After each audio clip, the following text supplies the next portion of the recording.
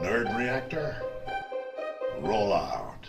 What's up, Reactorize? John here, and it's time to talk about A Quiet Place Part 2.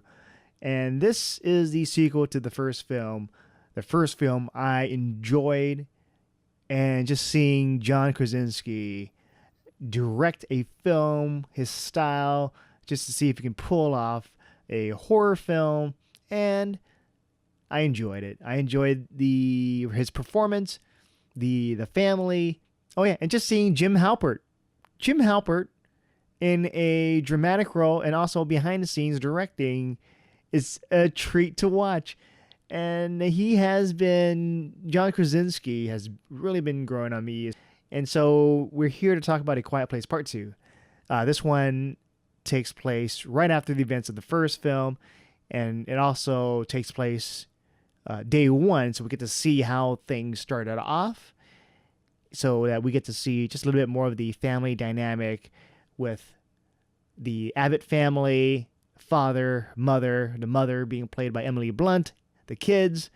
And if you're a fan of The Last of Us, I'm a fan of the game The Last of Us, and it reminded me, like day one reminded me of the prologue for The Last of Us, where chaos ensues, people are running around, it's hectic, and then you're focusing on like a family trying to survive. There's a lot of similarities. I'll talk about that later, but for now, I'm going to talk about just the different characters. We're introduced to a new character played by Cillian Murphy. So he plays a character named Emmett, and we get to see him just interact before with the family day one, and he is later on there to be kind of like the point of view of the outside world, because in part one, it's this family, they're isolated and they're dealing with these creatures. And here they're going outside, they're going to meet other people or outside civilization or outside the world, whatever is going to happen. Is it okay? Are people dangerous?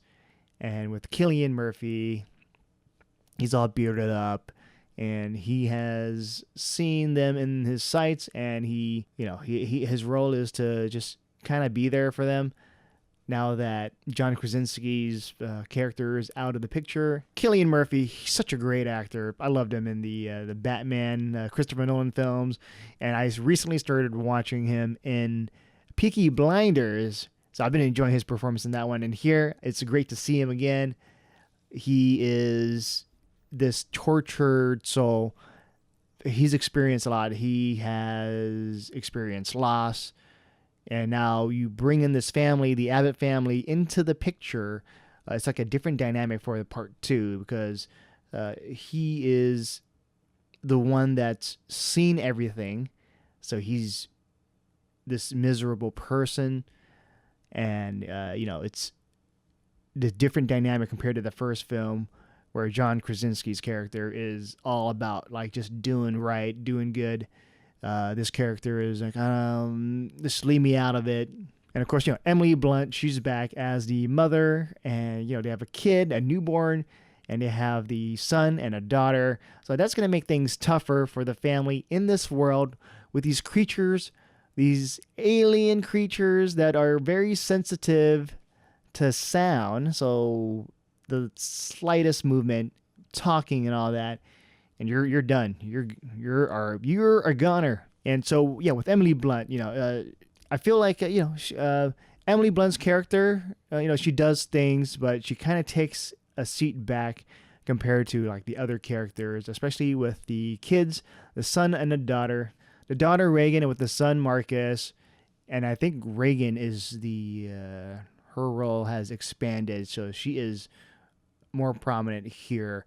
And she feels like there's a void left in the family, and she has to fill in that void of protector and helper. And Marcus is in the role of just still trying to figure out this world, and things will happen to him that will make him suffer, and he's going to have to figure out how to pull through. So with this movie, it starts to take on two different paths. Instead of like just following the family, it's two different journeys And so you get to see one journey that deals with the outside world, and then the other one that deals with just trying to live in this world, but also trying to protect yourself and your family and a newborn. What happens if there's a newborn into the mix?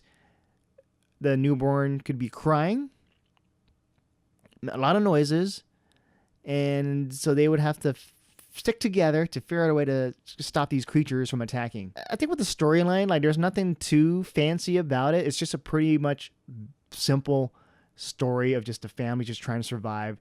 The story's split into two, and it's going in a parallel direction of one trying to protect the family in a new home, and another trying to figure out a way to stop these creatures. And that's a different journey that sets them off on another adventure dealing with other humans. And are these humans friendly? Are they dangerous? And that's where the tension comes in. And I think overall, it's a solid film. There's a lot of tension and just creepiness, especially with the world, expanding the world and just seeing other things, experiencing life outside with other potential threats other than the creatures. And it really reminds me of The Last of Us. And this is the part where I'm just going to talk about certain things, so it might be a little bit more of a spoiler than before. So with The Last of Us, in this one, the beginning of the movie, you have John Krasinski. He's got the beard. He's wearing the flannel. So that reminds me of Joel. And then the whole thing with people running and then the creatures are coming to attack. Day one, Last of Us, the chaos. It kind of reminds me of that. And then later on, you have Cillian Murphy's character. Also reminds me of Joel, just with the history, with the background. And then you have the different dynamic with the daughter, the Abbott family daughter. That reminds me of Elle.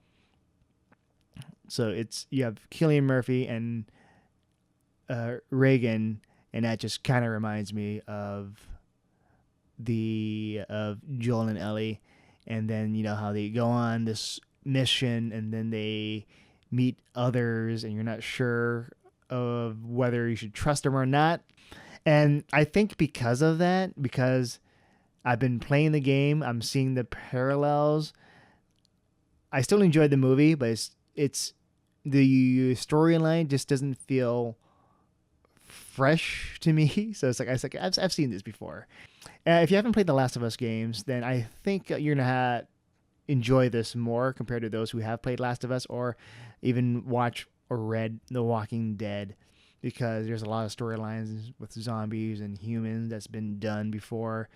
And with this one, it's not trying to break the mold. It's just trying to tell a consistent story, a good solid story of just this family just trying to survive in this outside world. And it's the thing is all about just the creatures, the tension, the spookiness, the different characters, whether you want to trust them or not, and seeing the strong performances from the characters dealing with this. It's still an enjoyable experience. So with this movie, like it's really more about like the message about the kids and how they have to grow up really fast and take on responsibilities, and they might have mistakes, they might do mistakes, but it's a journey for them. It's an arc. So the kids are going to have to go through these obstacles and just overcome that. And I kind of like that for this movie of, you know, like the first one, it's kind of like that slow branching off, like kind of teaching them, preparing the kids for this dangerous world. And then here, what are they going to do with the training wheels off? Like the first movie ended abruptly, so this one also ends abruptly. So if you're not a fan of that, of the first, how that ended, you probably won't be a fan of this one on how it ends as well. And it does lead up to things like a possible sequel, like a part 3, because this is a short movie, so you can't really do a lot of. You can do a little bit of world building, but you still gotta just keep the flow going along with the action and the tension and the storytelling. So not a lot of story you can pack into this compared to, let's say, like a long video game like The Last of Us or a long form television with The Walking Dead. We can tell lots of stories. But this one knows what it's trying to do. It's just trying to create these experiences, the tension between the creatures, but also tension between the humans and the outside world. And John Krasinski as the director, he made another solid horror flick. It's PG-13, so nothing too gruesome.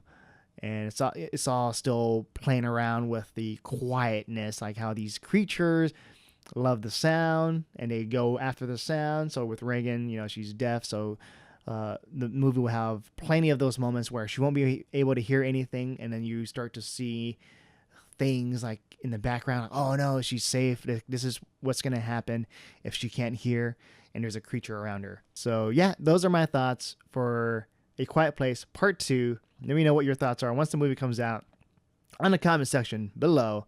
And if you enjoyed this, please give us a like. Also subscribe if you haven't yet, and click the notification bell.